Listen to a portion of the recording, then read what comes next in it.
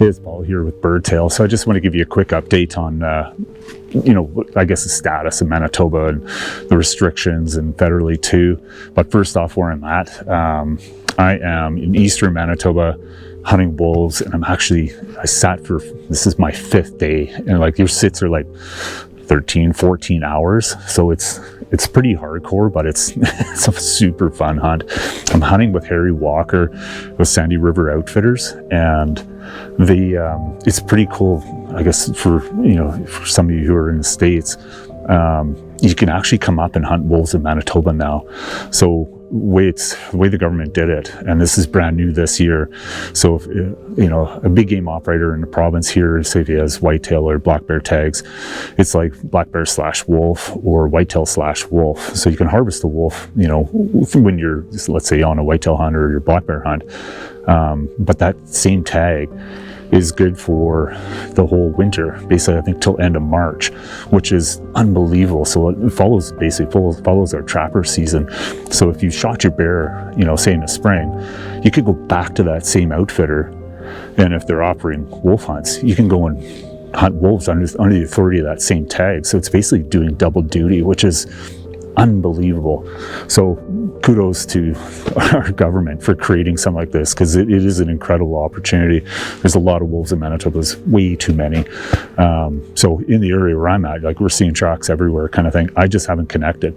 And 5 days, it's a long sit, but they're here. It's just they run in circuits kind of thing. So you hope they complete that circuit in front of you in the daytime is kind of what you're waiting for. And then you do put out bait for them, which they hit, but they don't, it's not what you think. They're not starving. There's lots of food around, but anyways, it helps. But my first day, so day 1 evening, I had this like lynx. To see a lynx in the wild is like chance of a lifetime, really. And because I'm hunting underneath the Manitoba trapper's license, so Manitoba resident thing, I would be able to shoot it. So this lynx comes like, I saw him at around 90 yards, comes in and goes into the bush, and I'm like, oh, okay. Like opposite side of this creek I'm sitting on, then he crosses in front of me, and I'm like, oh wow, like it's in the blue light and iron sights, and I'm on him, like it's like 50, 55 yards. I'm on him, and I'm like, I couldn't stop him. He's just doing his thing, like not bothered by anything. And he went right downwind of me, which is crazy. And I thought, okay, he'll stop as soon as he winds me. Nothing, walks right through it. And like their bodies look like that big, like that tall. But it's all fur, like your target is really that. And I just didn't have good enough light. It was still legal, but not good enough to make a good shot on him. So whatever, I didn't shoot. He carried on his merry way. And so this morning, so day 5, 9 o'clock, like, I think he was probably around 120 yards when I saw him. And he's same lengths probably, and he's coming from the same direction. And I'm like, he's in your brain, because they're all jacked up. He's going to do the exact same thing, and I'm ready, kind of camera rolling and full cock. I'm like waiting, and all of a sudden he's like coming along the edge, and I'm like, he's not crossing. He's just going to walk this edge, the far edge of this creek. So I was able to swing the gun around, open a window in this shack, and like clack, super loud. I'm rummaging around, and I'm trying to get the gun around and banging the walls and shove it through. And I'm like on him. The thing is now like 30 yards. I'm sitting on him, pull the trigger, and it just does this clack. So the pan didn't go off. So see the powder there? No, that didn't go off, and that's what sets a charge in the barrel off. So I think I know what happened is basically, like your flint, see this one's sharp, I had to change it because the old one, I guess last night when I shot it off, it chipped the whole front of the flint. I didn't check it, so bad due diligence, but it was basically just sitting, I'm on him, and I'm sitting there, clack, and then try it again, clack, and try it again. So I had 3 tries at him and no spark, gun wouldn't go off. Otherwise I'd be holding up a dead lynx, because it was 30 yards, like easy shot, but my gun didn't go off. So that's probably And I guess maybe the next lifetime I'll get another chance at one. I don't know. You don't see them, let alone seeing it same lengths twice and then getting at 30 yards in perfect light. But whatever. That's the game of these things. But anyways, whatever. It is how it goes. But no wolves yet. Maybe tonight. But yeah. So this is a fun game. Eastern Manitoba wolves is awesome. But for COVID, what's going on, it's all good news. Our restrictions are just getting stripped out provincially. They're, getting rid of their, capacity things for indoor, outdoor restaurants and whatever, weddings and whatnot. And then the masks are gone. It's optional.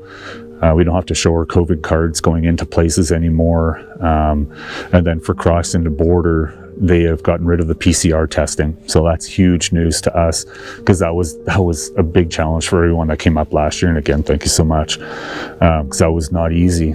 But that is no more. So no more testing coming in. You may get tested randomly, like at a land border, which we got away with last year because they really weren't doing it when we were operating. And then they could do a random test at the airports, but there's no quarantining or anything like that. If you do get selected for a random test, you would just bring the test to the lodge, test, and then I would drive it to like a UPS or FedEx, whatever drop-off place, and that's a wrap. And yeah, so it is good news. So no more testing, but you have to be vaccinated to come in. Unvaccinated people, it's still not good, because if you do wanted to come, you would have to do a PCR test coming before you come in, and then you have to quarantine for 14 days. So that's a no-go. But that's it is good news, other than for the unvaccinated people. And then for what airport we're going to use, I still don't know. I'm kind of leaning towards Winnipeg now, but we're going to see what the flights look like, as I guess availability and volume of flights coming in. I'm going to see how it goes for the Bear operators this spring, and then probably end of May I'll make a call on where we're going to fly into. So either be Winnipeg or down in Minot. But yeah, I'm just going to hold off for that a little bit just to see how it goes. But really, that's it. That's my update. So all good news, no real doom and gloom. And then like last year, as we were going through the fall, we were dry, and you could just see those potholes just go to salt stains. But right now, we've got so much frickin' snow. We've basically broken like late 1800s records for volume. So this spring is going to be super wet. So we will have a good hatch. And I was talking to one of the older farmers in our area, and he said that, I'm like, okay, well, how long will this water hold in the potholes coming out of drought like that? And he's like, all those potholes will be loaded right till fall. So we will have a good hatch this year, and yeah, a lot of good options to hunt too for us and for the birds to hang out in as they migrate in. I think what happens is when we're in a drought whatever times, and we have not the same volume of water available, we do have flights skipping over us, and they'll just keep on going. But if we have a lot of water, a lot of options for them, will hold birds longer, is really what it is. So I think that's what we learned last couple of years. But so anyways, this year should be a good year. We do have a few openings for this fall, so if you're interested, just shoot me a text or email or call me or whatever. And yeah, so that's basically my update. But man, I just wish I shot that lynx today. Damn.